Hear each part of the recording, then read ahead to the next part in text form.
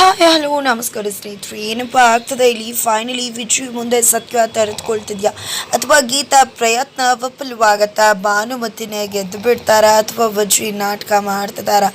ಏನಾಗುತ್ತೆ ತಿಳ್ಕೊಬೇಕು ಅಂದರೆ ಈಗಲೇ ನಮ್ಮ ಈ ಚಾನಲ್ನ ಸಬ್ಸ್ಕ್ರೈಬ್ ಮಾಡಿ, ಹಾಗೆ ಒಂದು ವಿಜಯವನ್ನು ಪೂರ್ತಿಯಾಗಿ ನೋಡಿ. ಇಲ್ಲಿ ಭಾನುಮತಿ ಹೆವಿ ಡ್ರಾಮಾ ಮಾಡ್ತಿದ್ದಾರೆ, ಆದರೆ ವಿಜಯ್ ಇದನ್ನೆಲ್ಲ ನಂಬ್ಕೊಂಡಿದ್ದಾನೆ. ವಿಜಯ್ಗೆ ತಿಳಿಸೋ ಪ್ರಯತ್ನ ಮಾಡ್ತಾಳೆ ಗೀತಾ. ಆದರೆ ಇಲ್ಲಿ ವಿಜಯ್ ಏನೇ ಮಾಡಿದ್ರು ಭಾನುಮತಿ ನಂಬ್ತಾನೆ. ಬಿಕಾಸ್ ಗೀತಾ ಹೋಗಿ ಭಾನುಮತಿನ ರೆಡ್ ಹ್ಯಾಂಡ್ ಆಗಿ ಹಿಡಿತೀನಿ ಅಂದಾಗಲೂ ಕೂಡ ಅವಳಿಂದ ಹಿಡಿಯೋದು ಕಷ್ಟವಾಗುತ್ತೆ. ಬಿಕಾಸ್ ಭಾನುಮತಿ ಅವಳು ಚಾಪೆ ಕೆಳಗೆ ನುಗ್ಗಿದ್ರೆ ರಂಗೋಲಿ ಕೆಳಗೆ ನುಗ್ತಾರೆ. ಜೊತೆಗೆ ಈ ಕಡೆ ಆಸ್ತಿಗೋಸ್ಕರ ಇಷ್ಟೆಲ್ಲ ಮಾಡ್ತಿದ್ದಾರೆ ಅಂತ ಅಂದಾಗಲೂ ಕೂಡ ಅದಕ್ಕೂ ಒಂದು ಡ್ರಾಮಾ ಮಾಡ್ತಾರೆ ಭಾನುಮತಿ ಮತ್ತು ಕಿರಣ್ ಇಬ್ಬರು ಕೂಡ ಸೇರಿಕೊಂಡು. ನಮ್ಗೆ ಆಸ್ತಿನೇ ಬೇಡ, ಎಲ್ಲ ಕೂಡ ನೀನೇ ತೊಗೊಂಬಿಡೋಣ, ನಮ್ಗೆ ಬೇಡ, ನಮ್ಮಿಂದ ನಿಂಗೆ ತುಂಬಾ ಅನ್ಯಾಯ ಆಗಿದೆ, ನಮಗಿಂತ ಜಾಸ್ತಿ ನಮಗೆ ದುಡ್ಡು ಬೇಡ, ಆಸ್ತಿನೂ ಬೇಡ, ಎಲ್ಲರೂ ಕೂಡ ನಾವು ದುಡ್ಡಿಗೆ ಬಂದಿದ್ದೀವಿ ಅಂತ ಅಂದ್ಕೊಂಡಿದ್ದಾರೆ ಅಂತ ಹೇಳ್ತಿದ್ದಾಗೆ ಆಸ್ತಿ ಪತ್ರನ ಬಿಸಾಕಿ ಈ ಕಡೆ ಗೀತಾಗೆ ನೋಡಿದ್ಯಾ ಆಸ್ತಿಗೋಸ್ಕರ ಬಂದಿದ್ದಾರೆ ಅಂತ ಹೇಳ್ತಿದ್ಯಲ್ಲ, ಬೇಕು ಅಂದರೆ ಈ ರೀತಿ ನಡ್ಕೋಬೇಕಿತ್ತ ಅಂತೆಲ್ಲ ಹೇಳ್ತಾನೆ. ನಂತರ ಈ ಕಡೆ ಭಾನುಮತಿಗೆ ತುಂಬ ಚೆನ್ನಾಗಿ ಗೊತ್ತಿದೆ ಏನು ಮಾಡಿದ್ರೆ ಏನಾಗತ್ತೆ ಅನ್ನೋದು, ಅದಕ್ಕೋಸ್ಕರನೇ ಇಷ್ಟೆಲ್ಲ ಡ್ರಾಮಾ ಮಾಡ್ತಿದ್ದಾರೆ. ಇದರ ನಡುವೆ ಸುಧಾರಾಣಿಯವರ ಮುಂದೆ ಕಿರಣ್ ಬಂಡವಾಳ ಬಯಲಾಗ್ತದೆ. ಕಿರಣ್ ರಾತ್ರಿ ಹೊತ್ತು ತನ್ನ ಲವ್ ಜೊತೆ ಮಾತಾಡಬೇಕಿದ್ರೆ ಸುಧಾರಾಣಿಯವರು ಕೇಳಿಸ್ಕೊತಾರೆ. ಆ ಮಾತುಗಳು ಎಲ್ಲವೂ ಕೂಡ ನಾನು ಬಂದಿರುವುದು ಇಲ್ಲಿ ಆಸ್ತಿಗೋಸ್ಕರ, ಆಸ್ತಿ ಸಿಕ್ತಿದ್ದಾಗೆ ನಾನು ಇಲ್ಲಿಂದ ಹೊರಡ್ತೀನಿ, ಯಾವ ಮೂಲದಿಂದ ಆಸ್ತಿ ಎಷ್ಟು ಸಿಗುತ್ತೆ ಅನ್ನೋದನ್ನು ನೋಡಿ ದುಡ್ಡನ್ನು ಮಾಡಿಕೊಂಡು ಬಂದು ಅಲ್ಲಿ ಸೆಟಲ್ ಆಗೋದೆ ನನ್ನ ಉದ್ದೇಶ. ನಿನಗೂ ಕೂಡ ಗೊತ್ತಲ್ವ, ಕಾಲ್ ಮಾಡಬೇಡ ಅಂದಿದ್ದೇನಲ್ವ, ಒಮ್ಮೆ ಸೆಟಲ್ ಆಗ್ತಿದ್ದಾಗೆ ಇಬ್ಬರು ಕೂಡ ಲೈಫಲ್ಲಿ ಸೆಟಲ್ ಆಗೋಣ ಅಂತ. ಈ ಮಾತನ್ನು ಕೇಳಿ ಸುಧಾರಾಣಿ ಅವ್ರಿಗೆ ಶಾಕ್ ಆಗುತ್ತೆ. ಏನಪ್ಪ ಇದು ಭಾನುಮತಿ ಕೆಟ್ಟೋಳು ಅಂತ ಅಂದ್ಕೊಂಡಿದ್ರೆ ಈ ಕಡೆ ಕಿರಣ್ ಕೂಡ ಇಂಥವನ್ನಲ್ಲಪ್ಪ, ನಾಟಕ ಮಾಡ್ತಿದ್ದಾರೆ ಅಮ್ಮ ಮಗ ಇಬ್ಬರು ಕೂಡ ಅಂತ ಅನ್ಕೋತಾರೆ. ಯಾರಿಗೂ ಕೂಡ ವಿಷಯನ ಹೇಳೋದು ಕೂಡ ಇಲ್ಲ. ನಂತರ ಈ ಕಡೆ ಬೆಳಗ್ಗೆ ಆಗ್ತಿದ್ದಾಗೆ ಬೆಡ್ ಕಾಫಿ ಸಿಗ್ತದೆ. ವಿಜಯ್ ಮತ್ತು ಗೀತಾಗೆ ಅದನ್ನು ತಂದು ಕೊಡ್ತಿರುವುದು ಭಾನುಮತಿನ ನೋಡ್ತಿದ್ದಾಗೆ, ಏನಮ್ಮ ನೀನು ಯಾಕೆ ಅದನ್ನು ಮಾಡ್ತಿದ್ಯಾ ಅಂದಾಗ, ಯಾಕೆ ನನ್ನ ಮಕ್ಳಿಗೆ ತಂದುಕೊಟ್ರೆ ಕಷ್ಟನ ಅಂದಾಗ ನಾವೇ ಕೆಳಗೆ ಬರ್ತಿದ್ವಲ್ಲ ಅಂತ ಹೇಳ್ತಾನೆ ವಿಜಯ್. ಆದರೂ ಕೂಡ ನನ್ನ ಮಕ್ಳಿಗೆ ತಂದ್ಕೊಡೋದ್ರಲ್ಲಿ ನಂಗೆ ತುಂಬಾ ಖುಷಿ ಇದೆ ಅಂತ ಹೇಳ್ತಾರೆ. ಸರಿ ಆಯಿತು ಅಂತ ಹೇಳಿ ಬೆಡ್ ಕಾಫಿ ಕುಡಿತಾ ಇದ್ರೆ ಈ ಕಡೆ ಭಾನುಮತಿ ಅಲ್ಲೇ ನಿಂತ್ಕೊಂಡಿದ್ದಾರೆ. ಈ ಕಡೆ ವಿಜಯಗತ್ತ ಆಗ್ಬಿಡತ್ತೆ.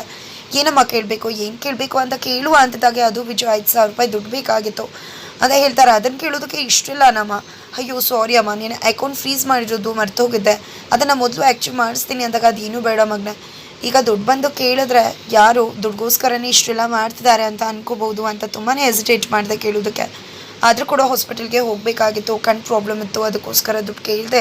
ನನಗೆ ಯಾವುದೇ ರೀತಿ ಅಕೌಂಟ್ಸ್ ಬೇಡ, ಯಾಕಂದರೆ ಆಫೀಸ್ ಬಗ್ಗೆ ನನಗೆ ಈಗ ತಲೆ ಕೆಡಿಸ್ಕೊಡು ಮನಸ್ಥಿತಿ ಇಲ್ಲ, ಅಕೌಂಟ್ಸ್ ಬಗ್ಗೆ ಎಲ್ಲ ನೋಡೋದಕ್ಕೆ ಅಂದಾಗ ಅದೆಲ್ಲ ಇಲ್ಲ ಅಮ್ಮ, ನಾನು ಅಕೌಂಟ್ನ ಮತ್ತೆ ಆ್ಯಕ್ಟಿವೇಟ್ ಮಾಡ್ತೀನಿ. ಬಿಕಾಸ್ ನೀನು ಕೂಡ ಯಾವುದೇ ಕೇಸ್ ನಿನ್ನ ಮೇಲೆ ಇಲ್ಲದೆ ಆಚೆ ಬಂದಿದ್ದೆ ಅಕೌಂಟನ್ನು ನಾನು ರಿಯಾಕ್ಟಿವೇಟ್ ಮಾಡಿಸ್ತೀನಿ ಅಂತ ಹೇಳಿ ವಿಜಯ್ ಹೊರಟ್ರೆ ಕಡೆ ಒಂದು ಸಣ್ಣ ಸ್ಮೈಲ್ ಕೊಡ್ತಾರೆ ಗೀತಾ ಮುಂದೆ. ನಂತರ ಏನಪ್ಪ ಆಗ್ತಿದೆ ಇಲ್ಲಿ, ಎಲ್ಲವೂ ಕೂಡ ಉಲ್ಟಾ ಆಗ್ತಿದೆಯಲ್ಲ ಅಂತ ಅನ್ಕೋತಿದ್ದಾರೆ. ಆದರೆ ಖಂಡಿತ ಇದು ಎಲ್ಲವೂ ಕೂಡ ಉಲ್ಟಾ ಆಗ್ತಿದೆ. ಭಾನುಮತಿ ತಾನು ಅಂದ್ಕೊಂಡಾಗೆ ಎಲ್ಲ ಕೂಡ ನಡೆಯುತ್ತಿದೆ ಅನ್ಕೋತಿದ್ದಾರೆ. ಆದರೆ ಅವ್ರು ಅನ್ಕೊಳ್ತಿದ್ದಾಗೆ ಎಲ್ಲ ಕೂಡ ನಡೀತಿದೆ ಅಂತಲೂ ಹೇಳೋಕ್ಕಾಗೋದಿಲ್ಲ.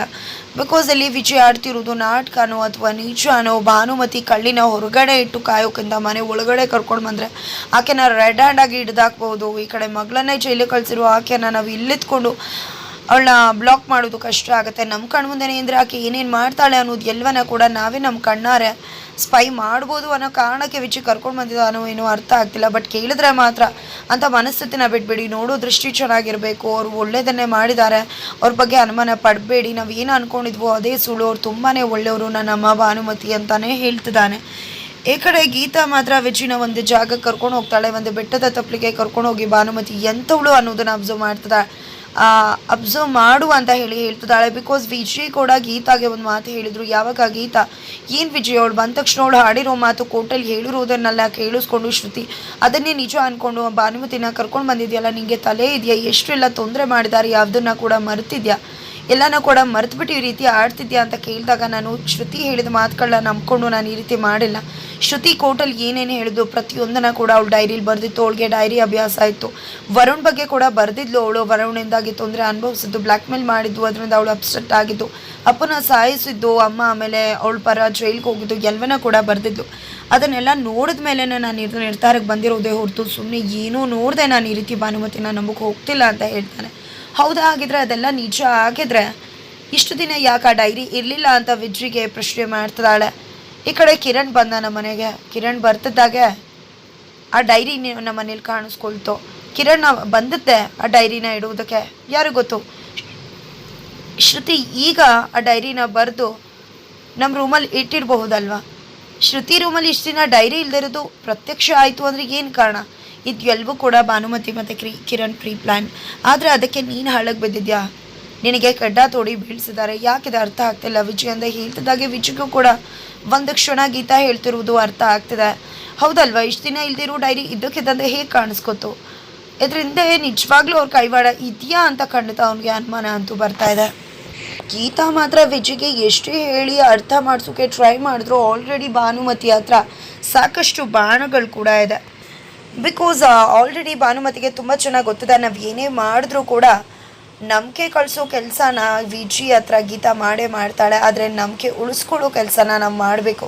ಪದೇ ಪದೇ ಡ್ರಾಮಾನ ಮಾಡಿ ವಿಜಯ್ಗೆ ಹೋಗಿರೋ ನಂಬಿಕೆ ವಾಪಸ್ ಬಂದು ಅವನು ಕನ್ಫ್ಯೂಷನಲ್ಲಿ ಸಿಕ್ಕಾಕೊಳ್ಳುವ ಹಾಗೆ ಮಾಡಬೇಕು ಅಂತ ಆಲ್ರೆಡಿ ಭಾನುಮತಿ ಪ್ರೀ ಪ್ಲ್ಯಾನ್ ಮಾಡಿಕೊಂಡು ಸಿದ್ಧವಾಗೇ ಇದ್ದಾರೆ. ಈ ಕಡೆ ವಿಜಯ್ ಅಲ್ಲಿಗಿಂದ ಹೋಗೋಕ್ಕೂ ಮುನ್ನ ಗೀತಾ ಜೊತೆ ಭಾನುಮತಿ ಕೈಗೆ ಒಂದು ಬ್ಯಾಂಕ್ ಅಕೌಂಟ್ ಕಾರ್ಡ್ ಕೊಟ್ಟಿದ್ದಾರೆ. ಫೈನಲಿ ಭಾನುಮತಿ ಕೈಗೆ ಕಾರ್ಡ್ ಸಿಕ್ಕಾಯಿತು. ಇನ್ನೇನೇ ಇದ್ದರೂ ನನ್ನ ಕೆಲಸ ಮಾಡೋದಷ್ಟೇ ಬಾಕಿ ಅಂತ ಹೇಳಿ ಖುಷಿ ಪಡ್ತಿದ್ದಾರೆ.